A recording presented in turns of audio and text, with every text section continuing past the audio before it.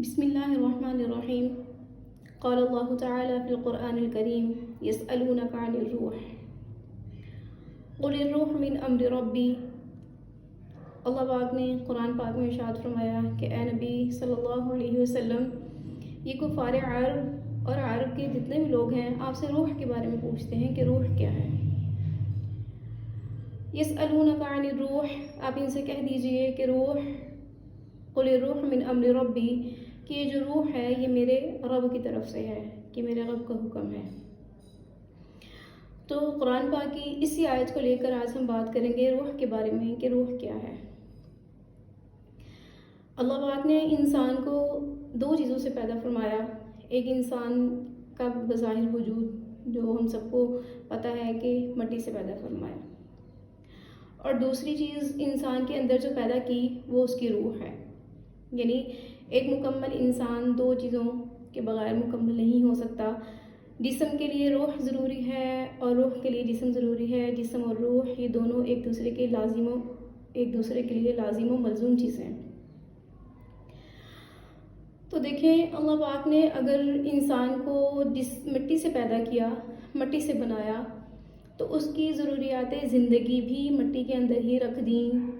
مطلب ہمارا کھانا پینا، اناج ہے، پھل ہے، سبزیاں ہیں، پانی ہے، مطلب ایک انسانی زندگی کے زندہ رہنے کے لیے جو چیزیں میسر آتی ہیں، جو ضروری چیزیں ہیں، وہ بھی اللہ نے مٹی میں ہی رکھ دیں۔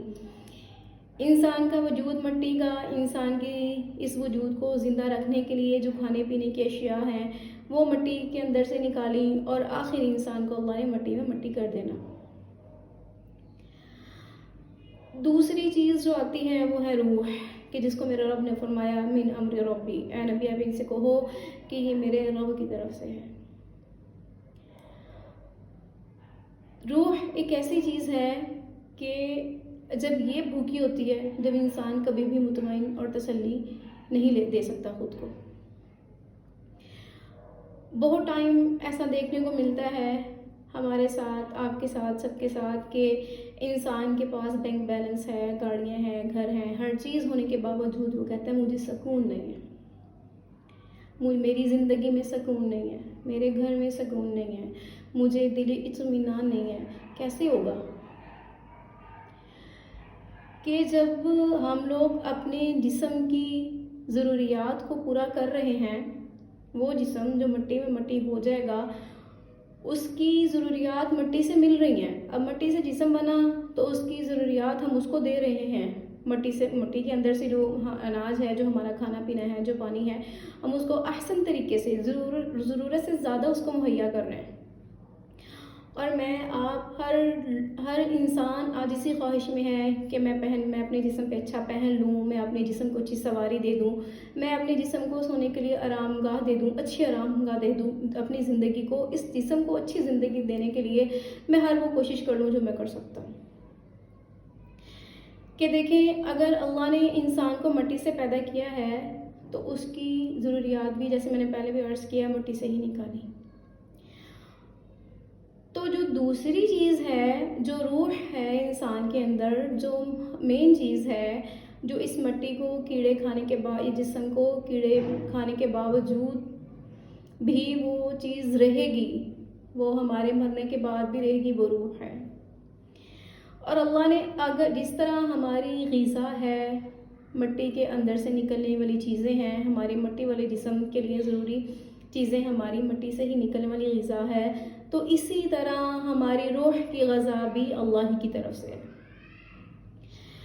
چونکہ اللہ پاک نے روح کو خود بنایا، کہ اللہ میرے رب کا حکم ہے کہ یہ جتنی بھی روحیں دنیا میں آئی ہیں یہ صرف اللہ کا حکم ہے، تو اس کی غذا نہیں ہے، ہمیں اس چیز کی غذا نہیں ہے، ہمارے پاس اس میں غذا کی کمی ہے۔ ہمارے پاس ہر چیز، دنیا کی ہر چیز ہونے کے باوجود بھی ہمارے جسم کو سکون نہیں ہے، ہمارے بے چینی ہے، ہمیں گھبراہٹ ہے، ہمیں سو طرح کے مسائل ہیں۔ کیوں ہیں؟ ہم اس بات کو سوچیں کہ اللہ نے جب ہمیں دو چیزوں سے بنا دیا اور دونوں کو ایک دوسرے کے لیے لازم و ملزوم کر دیا، تو ہم اس میں سے ایک چیز کو تو بہت زیادہ ہر چیز میں پیورٹی دے رہے ہیں، لیکن دوسری چیز کو ہم بھول رہے ہیں۔ وہ چیز کیا ہے؟ وہ چیز روح ہے، اور روح اللہ نے اوپر سے نازل کی، آسمان سے بھیجی، آسمان پہ بنائی، تو اس کے جو غذا ہے، اس کی بھوک ختم کرنے کی جو چیزیں ہیں وہ اللہ کے احکام ہیں۔ اگر اللہ پاک نے انسان کو مٹی سے پیدا کیا اور اس کی غذا بھی مٹی میں رکھی، تو اللہ نے اگر روح بنائی تو اس کی غذا بھی اللہ نے اپنے احکامات پر عمل کرنا بنایا۔ مطلب نماز ہے، دین کے 5 ہمارے ارکان ہیں، بنیادی رکن ہے، روزہ ہے، نماز ہے، حج ہے، زکوٰۃ ہے، سب کچھ ہے۔ اس کے علاوہ ہمارے آپسی معاملات میں بہت ساری ایسی چیزیں ہیں کہ جن میں اللہ کا حکم لاگو ہوتا ہے، لیکن ہمیں یہ بات سمجھ میں نہیں آتی۔ تو آج کا ٹاپک اسی بات پر تھا کہ ہم اپنے جسم کو تقویت دینے کے لیے، اس کو اچھی غذا دینے کے لیے ہم طرح طرح کی کوشش کرتے ہیں۔ ہمارا یہ ہوتا ہے کہ مطلب میرا جسم ہے، میں اس پر اچھا لباس زیب تن کروں تاکہ میں اچھا لگوں، اچھی لگوں، اور اگر میں کہیں جا رہی ہوں تو میری سواری اچھی ہو، مطلب بہترین ہو۔ اگر میں نے سونا ہے، اس جسم کو، مٹی کے جسم کو آرام دینا ہے تو میری آرام گاہ اچھی ہو، میرا رہن سہن اچھا ہو، میرا گھر ایسا ہو کسی کا گھر نہ ہو۔ تو جب ہم اس جسم کے لیے، اس مٹی کے لیے اتنی کوشش کر رہے ہیں کہ جو ہمارا ساتھ قبر میں جانے کے چند گھنٹے بعد ہی چھوڑ دے گا، چند گھنٹے بعد نہیں تو چند دنوں بعد بالکل چھوڑ دے گا، تو وہاں باقی کیا رہ جائے گی؟ ہمارے جسم کے اندر کی روح، کہ جس پر نہ میں دھیان دے رہی ہوں آج اور نہ آپ لوگ۔ ہم لوگ اس بات کو بالکل بھول چکے ہیں کہ اگر ہمارے دل کی بے چینی ہے تو وہ کس چیز کی ہے؟ یہ ہماری روح بھوکی ہے، ہماری روح بھوکی ہے جو ہمیں سکون نہیں لینے دیتی۔ یہ اللہ کے احکام کو پورا کرنا مانگتی ہے، یہ اپنی وہ غذا مانگتی ہے جو اللہ نے آسمانوں سے اتاری ہیں، مطلب اللہ کے احکام۔ اور سنا جاتا ہے اس بات کو بہت زیادہ کہ موسیقی روح کی غذا ہے۔ انا للہ و انا الیہ راجعون۔ موسیقی روح کی غذا کیسے ہو سکتی ہے؟ اگر یہ سچ ہوتا تو اللہ پاک صحابہ کی شان میں یہ نہ فرماتے رضی اللہ عنہ کہ جب وہ قرآن ان کے سامنے پڑھا جاتا تھا تو ان کے آنکھوں سے آنسو جاری ہوتے تھے، ان کی دل کی کیفیت بدل جاتی تھی، ان کی ہیبت بدل جاتی تھی، ایک عجیب سا لرزہ طاری ہو جاتا تھا قرآن کو سن کر، دلوں کو سرشاری بھی حاصل ہوتی تھی، دل مطمئن بھی ہوتے تھے، پرسکون بھی ہوتے تھے۔ آج دنیا کہتی ہے موسیقی نہیں ہے تو کچھ نہیں ہے، میرا اللہ کہتا ہے الا بذکر اللہ تطمئن القلوب۔